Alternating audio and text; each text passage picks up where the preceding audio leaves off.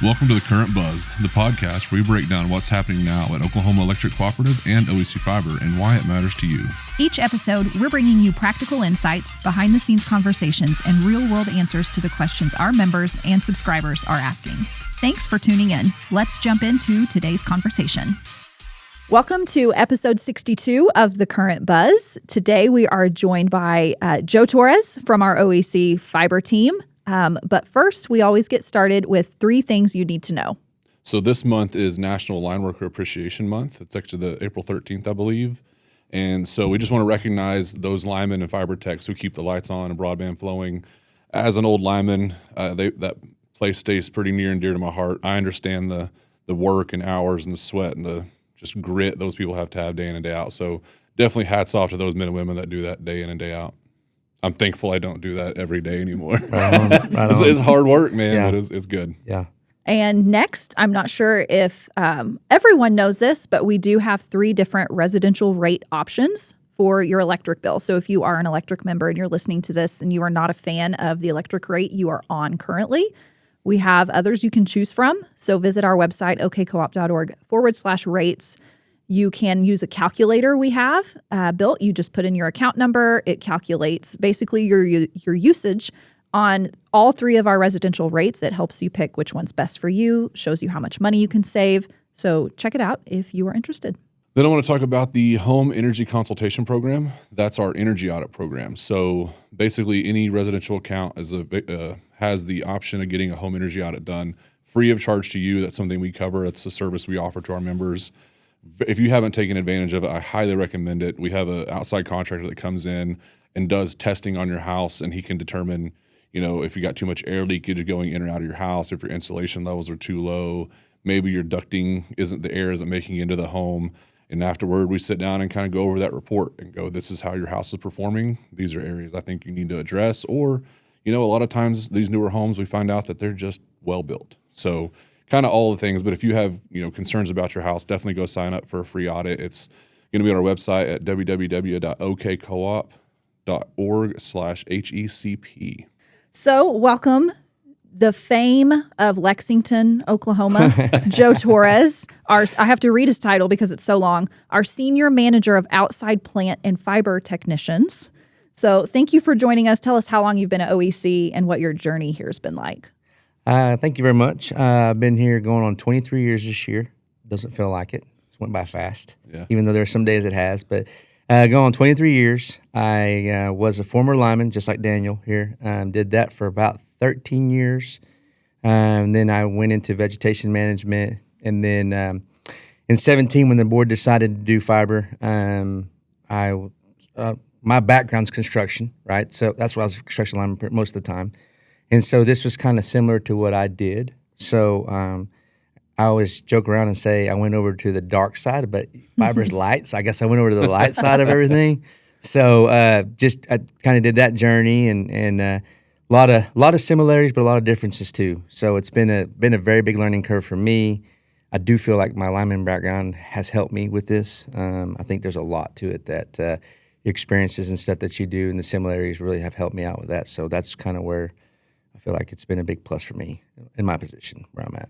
I bet it has been helpful. Yes, very helpful. Yeah, we just had Clint and Bobby on a couple episodes ago, so I'm sure there's going to be some similarities in what we do in preparation. But kind of if you could maybe start before an outage, what are we currently doing to ensure that our broadband network stays up during major storms? So a lot of it is based on the electric side. So one of the benefits that we got is that we decided to kind of upsize our poles, right? When we're changing them out, make ready is what we do. So obviously we're going with a heavier pole, thicker pole, so more strength. I think that's kind of the biggest part of it is just having that. And so that is foremost the biggest part of it is having the strength of our system, being able to kind of withstand some of that. And I think it's beneficial on both sides. I'm a lineman for sure, lineman by heart and everything. So I do kind of both, politic for both sides. But I think what you realize is that some of the windstorms that we've been through and all that, I think has helped that we've kind of upgraded our system.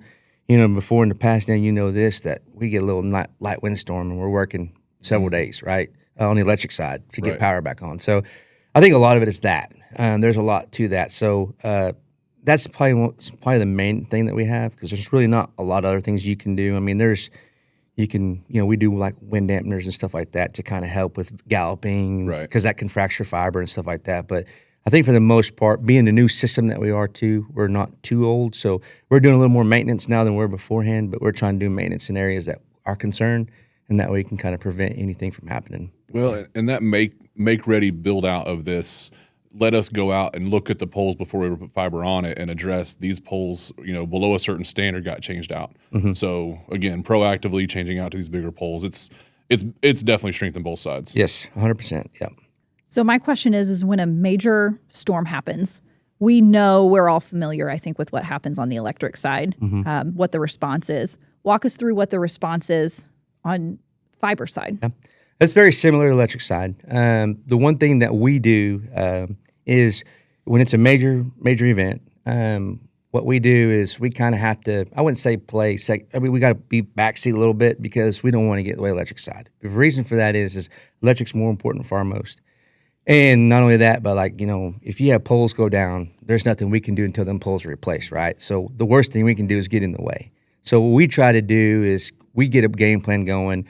We assess what's going on while the electric side is working on their side to get a game plan. So what we try to do is, hey, we get everything planned out. We know we need to replace this stretch of fiber. This is a main feed coming out of there.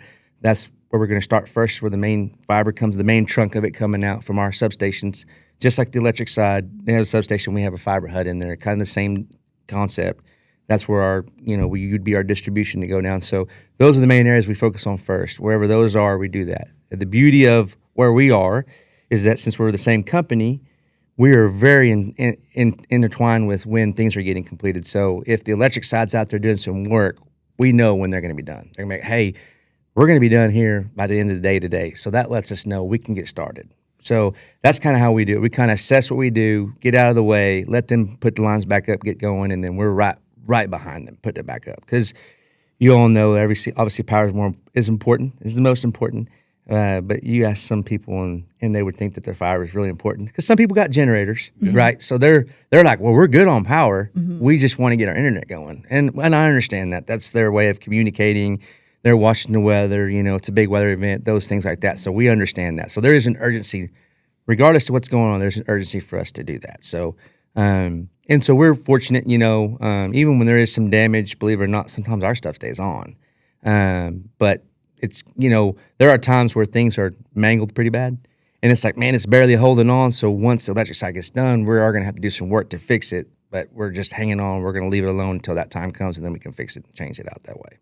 It is a nice benefit to be in the same company. I mean, you don't have to notify somebody, and then that has to go down the chain. It's like, we know, and you're there. Yeah, that's a big plus, man. There have been times where, and I always check first, but poles have been set, and we work great with the electric side. So, and we check with them. We're not going to get in the way, but if they're like, hey, you guys can come in here and work right behind us or with us, we're going to work this all out.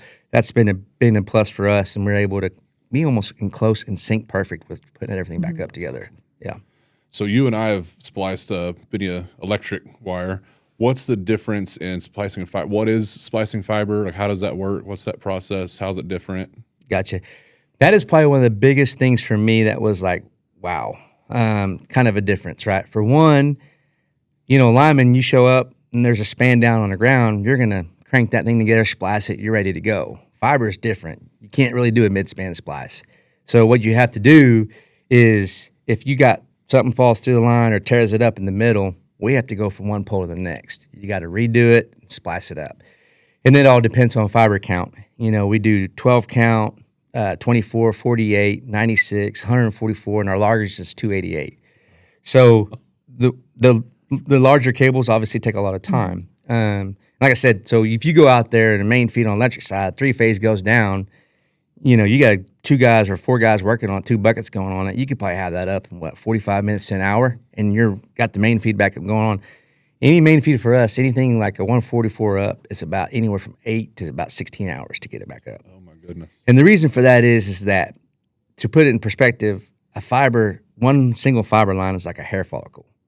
So now you've got to go in there and you're messing with pretty much a hair follicle, trying to put that together, right? And you have things like, you got to keep it clean. Just like, I compare it to underground on electric side. We got to keep all that clean when you're splicing all that. Problem is you're just doing little hair things, little follicles. That's what the fiber is.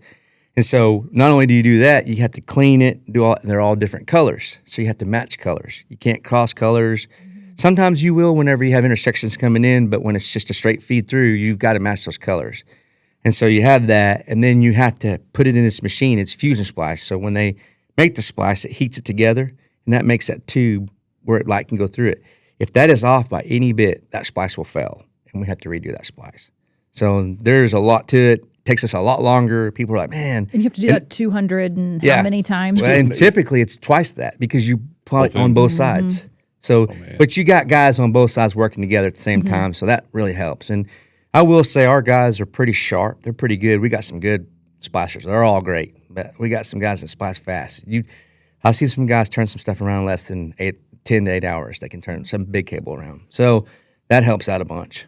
So he was talking about the tube, right? So I don't think we said it yet. Fiber is a glass tube the size of a hair follicle. So also think of fusing glass that's that tiny. My hands are not built for those tiny things. So I can't imagine. I couldn't do it either. And these guys are great, man. And eyesight. I mean, you got to have good eyesight. It's a lot. But these guys, they're good. We got special equipment for it, so it kind of helps you out. You've got to, and typically when they're splicing, there's a little screen that lets you know, like, hey, that was a good splice. It was good. You can kind of see it, and you're like, okay, you're good to go. And so that helps out a ton too. That's crazy. So how long does a single splice take if everything goes right? If everything's perfect, oh my guys will kill me if they hear this because I try to say I know, but they can splice. I've had them splice 12 fibers in 30 minutes. So, you could probably say you can do one every couple, 3-4 minutes. If everything's just right. Yeah. I think another thing that takes time is prep time. Prep takes a while. You got to prep cables and all that stuff. And so that's probably some of our time consuming part is the prepping of the cable because you got to peel jackets back and get all this stuff and then kind of put things in trays and get it all nice and neat where you can start splicing. And I think that's probably a big part of the time as well on that. So people often ask, why is fiber taking longer to come back? What do you wish more people understood about that? Well, it's the complication of it. That's it right there. It's just realizing that it's not that bigger cable, right? And electric side, you can see it. It's easier. And I think they see the electric guys go up there and put all that. I was like, what's taking them so long? They were fast, and it's like, yeah. Well, they're putting the cable together. They got special splices that you can, jack it up and get it put together with fiber. It's like, okay, now we got to go from this end to this end, get it all ready, pull it in the trailer. And that's the other thing is we pull it inside trailer so we can control that climate because you got to have it controlled. If you don't, especially when it's really cold, if you can't keep it warm, that glass will shatter and break. So there's little things like that you want to keep it warm and obviously keep it out of the water. Probably filtration. There's probably some sort of keeping the dust particles off of it. Yeah, keep the dust out of it. Yeah, you got to keep it clean. That'll affect your splice. And like I said, the other thing is like if it's raining, those splice machines can't get wet. And that's a $7,000 piece of equipment. So if you get it wet, you got to get it fixed. It costs a lot of money. So a lot of things, not only just the actual stuff, the fiber, but it's also going to be the tools too as well that you got to really take care of and keep out of the elements. So that's when we see like a truck on the side of the road with Kingsbury brought into the back of it, right? That's the little trailer. You'll see in the trailer. There'll be a cable in there. Typically, you see the cable go into that trailer, and that's what they're doing in there. They're splicing and doing that. That was going to be my next question: is how does weather affect splicing and restoring? Yeah, that's the thing. You got to keep it clean, dry, keep it all out like in the dust. All those things are very crucial parts of splicing. So those huts or those trailers are climate controlled? Yes, we got air conditioners in here. That is one benefit over the electric side, right? Those guys are a little more comfortable. They're more comfortable, exactly. They're more comfortable. It's taking longer, but they're at least more comfortable. They're more comfortable, So not in the heat or in the cool. Sometimes though, some of the guys, there are situations where they have to splice in the bucket. That makes it a little more difficult for them. I mean, there's been some situations where they have to splice up there out and actually be in the elements and try to avoid, what they can to keep it going. And so, there's some situations where you have to face that. Wow. But I know we have the best. Yes, we do. We do. We got the best. No doubt about it. Let's see. How do you decide where you start? Like multiple fiber lines? Is it kind of like the electric side as far as we're going to go to a hub, start there and work your way out? It's exactly the same concept. We want to get to the trunk of it all, the hub of it. That's where we start because that's where it's all coming from. So we got to get everything down to that We're coming from there going. And so we're going to do our main feeders, just like electric side. We'll do the main trunks of everything, and then we'll start branching off into the higher density areas to get going. So, is the old lineman, our electric side has a bunch of back feeds and that sort of thing. Is that something that the fiber has? That's the one thing that our network guy, Michael Thomas, I told him, I said, man, if we could figure out how to backfeed fiber, we'd be millionaires. Oh, for sure. Because you can't do it. And the reason for that is the way it works is fiber gets shot down a line. Electricity, it's AC, alternate current, right? AC current. So it goes either way. You can feed it from either direction or whatever. Well, fiber, it shoots down one direction and it's light. So at every point where we can serve somebody, there's a value that goes in there. So once you go in, when that light, a little bit of that light gets used up and it goes out to the next one and vice versa. So as it goes that way, it deteriorates the light. So we can only go so far on a certain fiber before we have to go to another one. And so that's why you can't backfeed it, because it has to go it's only one way in, not alternate or, alternative ways. I did not know. Yeah. Yeah. So it goes in one way. Is in order to backfeed it another way, you would have to swap those taps, swap everything. And then the deal is value. So for them to start, it's a higher value. So like there's a 21 value in there. That's where it starts. And as you go down, you'll put like a 19, a 17, a 15, all the way down to about a 5T is where we go. So if you were to backfeed it, you got a 5T at the very end over there. Now you have to bring that 21 to that side. It's all just, around. Yeah. It's not worth it. No, Does that affect speed? Yes, it does affect speed. Yes, it does. Yep. It will. So we asked a similar question, or Daniel asked a similar question to Clint and Bobby a couple of episodes ago about what's a good story you have about restoring power. Similar, is there a challenging situation you faced that you remember your team, probably more likely, has faced when splicing, whether it's a storm or some kind of I think storms is probably the biggest one. I think probably our first big storm together was a little challenging because it's, in my mindset, because I've been here, I understand what we got to do and all that, but you got to collaborate well. And so it's not like, power, usually with power, you're like you're the first ones there. You're like, whatever you got going on, you're going to get whatever you got going and do it, Fiber is a little different because you got that sense of urgency to get it going because you want to get your members back up, right? Your subscribers back up. So that's an urgency that's like, oh man, now we got to kind of wait. And then you also got, your guys got to learn how to work with the electric guys and all that. I may know how to do that because I've been there and done that with those guys. But, the fiber guys don't really know that. They're learning that, which they've learned that great and they work well together now. And I think that's probably one of the biggest things that we've learned and kind of got around to is just being that. And for me, being that, I got to wait just a little bit. I got to wait just a tad bit before we can go in there and do our part. Because I'm like, hey, the lineman mentality I got in me is like, we got to hurry up and get this back on. Let's get this built, get it back up and going, whatever. So that's a little bit of probably a little different for me. And I say that for Casey Coatner too, lineman with me, with you too, Daniel. He is. And so we have that mentality of like, we need to hurry up and go do this. But then it's like, we got to wait. I tell you, as I sit here, I think how blessed we are to have these in the same company. Yeah. To think that we can work so well together and smoothly and make this a better experience for our members, right, on both sides, because we literally work in the same buildings and exactly right. We work with each other every day. And I think they're the real winners. If you are lucky enough to have OEC for your electric and OEC fiber for your internet, lucky you. Yeah, that's fantastic. Yeah. Hands up, yeah, exactly. No, you're right. It is. It's what a blessing that is, man. Yeah. I mean, you have the insight of what's going on. You're working together. You can coordinate that. It's really easy. You're first hand in on all that stuff. So that's a big plus for us to be able to provide what we do. What would you like maybe members to know next time they're waiting on their fiber service after a storm? Is there something you want to let them know? No, just it's going to take some time. It's a little more difficult to deal with. Your power may come on a lot quicker. Understanding that there's roles on how that works. Power is going to be first and foremost.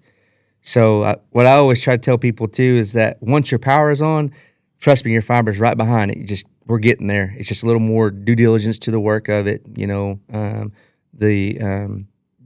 All the variables to it and stuff. So I think keeping that in mind, that we're out there trying to do the best we can and get it as quick as we can. It's just a little bit longer, and you may see the linemen got on there and they got it fast and they left. It's going to be a little more due diligence on our side because of the complexity of the fiber. But that's probably the biggest thing is that. And there are going to be members that we're fortunate sometimes too where power does go out, but the fiber didn't. So they were like, oh, cool, my fiber's back on. But that's because it was a power issue. It's not because the fiber was off. The fiber was working the whole time. It's just the power to the house where the router's powered up. So they're thinking, well, gee, power came on, my fiber's up. So then the next time, it may not be that way. The next time it actually took all that out, and we had to physically change that fiber. And they're thinking, well, last time so quick. my power came on and my fiber came on at the same time. Why is it so longer this time? And it's because of the significance of the damage. It's such intricate work. Yes. I can't imagine doing that for 8 hours a day. Yeah, it's a lot.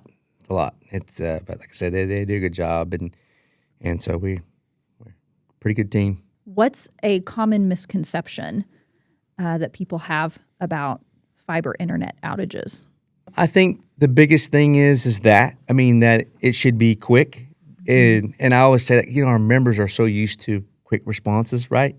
And so I think that's the biggest thing is and rightfully so, we're trying to do that. It's not because we're not doing our job or trying to do it, but I think a lot of people expect it to be like that, which we are. And I think we have a good name. I think people realize that. If you ask people that are with other carriers, now they're going to us, they're talking about, wow, this is a big difference, whatever. And they're all I'm saying when we are down, it's not very long, or I've never noticed it or anything like that. So I think that's the biggest misconception is that people will just assume that as soon as power's on, the fiber's going to be right on after that. But they don't understand the integrity of what's going on. And there are different scenarios for everything. So it may lead you good one way, and the next time you're like, man, it took them 8 hours. Last time it took them an hour. So I think that's it. The other one is probably not really like on our side, on the construction side, but what you always get when people have buffering issues or something like that, I always blame the internet first, right? It could be the actual Netflix is having an issue or whatever, and that's the thing. And everybody's like, well, my internet's down. Well, not necessarily the internet, So I think there's a lot of that. And I think David Madden, I don't know if he touched up on that before, but it's always go to the provider first. Right. And even those companies are like, hey, check with your internet. If you'll see it, it'll pop up and say, check your internet provider, your internet service, something's not right. And so we always get the first, like, hey, this ain't working. It's because y'all aren't working. It's like, actually, no, it's actually working. It's the wherever you're with is where the issue is. And I think of the boxing match a few years ago when Netflix took it on. Netflix crashed basically, and so nobody could really get to watch that. Again, you're going to see a buffering thing on your TV. That's not us, right? We're not in control of that. You're getting good. We can check. We got good internet. It's your other service that's could be struggling. It's funny you say that. So that boxing match was a Mike Tyson one, and it did that. And I snapshotted a picture and I sent it to the team, and I said, this is not us. I know it's not us, but look what it's saying. And it did say on there, check with your provider. Yeah. Well, we knew. We know what's going on. And typically for me, since I'm in the business, I'm always like, well, I'll check something else real quick while I'm there. And then I'm like, okay, it's not my internet service. It's actually the service. Right. Go hop on your computer and do a speed test. Right. Yeah. Speed test on your phone or whatever and all that. So, there's several things that you can kind of do. But that's just how I check it. Yeah. David Madden did a great episode in February that went into detail about that. So if you need more tips for that, check it out. It's good. Yeah. What else? You got anything you just really think we need to add in here? No. I think we've covered it all. Storm restoration, storm season's coming, right? So that's always on our mind, and we're always trying to figure out what's the best way to do it, quickest and safest way, obviously. Safe's the most important. Yep. We're trying to do that, but we just tell people to be patient with us, and trust me, we're really getting after it, trying to do the best we can to keep it going and get it back up fast. Rest assured, there's a large group of people yes. that care a lot about you getting it back on. That's exactly right, yes. So, the same mentality that we have on the electric side, the same mentality we have on the fiber side. So. Service second to none here. Yep. Yes. Yep. 100%. All right. Well, thanks for joining us. You bet. It's been great. This has been fun. I enjoyed it. Yeah, me too. So before we go, we always like to end by sharing a few extra things. So he talked about it's a storm season. It's springtime, right? People are starting to do some yard projects. So I want to talk to you about Call Okie. Yes. So it's a free service, 811. You can call in, and they're going to locate all the necessary lines around your house, whether that's water, gas, sewer, electric, you name it, right? They're going to locate that buried cable that you can't see. Very important that if you do yard work, plant a tree, dig a fence post, something like that, make sure you have flags and paint on the ground. If not, you need to call that number. Because like with our electric lines specifically, our primary underground line carries 14,400 volts, about a quarter inch from a grounded conductor that wraps around it. So one good hard shove of the shovel, and it's going to be a bad day, right? So we just, and gas, high pressure gas line, you don't know what's down there. So just call Okie. It's free. They'll come out, locate everything so you make sure you're digging safely. Yes. Yes. I 100% back that up. Yes. Fiber is not that far as deep in the ground, so it's a lot easier to get hit. And, people typically, I was guilty of it too before, you go to Home Depot, buy a tree. I'm like, I'm going to plant this when I get home. It's like, oh, guess what? My internet's out. Yeah, my internet's Please out. Oh, don't. man. And probably my neighbors too. Yeah, exactly. Mm-hmm. Yes. Don't be the cause. Yeah, exactly. Of Don't be that frustration person. for your neighbors and neighborhood in general. Well, we do also highlight a community event that we support on each episode. And today we are highlighting the Norman Earth Day Festival, which we're longtime supporters of. And we set up a booth and we give away all kinds of things. So come out and see us. It'll be Sunday, April 26th from 12 to 5 p.m. at Reeves Park. Awesome. Well, thank you all for joining us on today's episode, and we'll see you next time on The Current Buzz.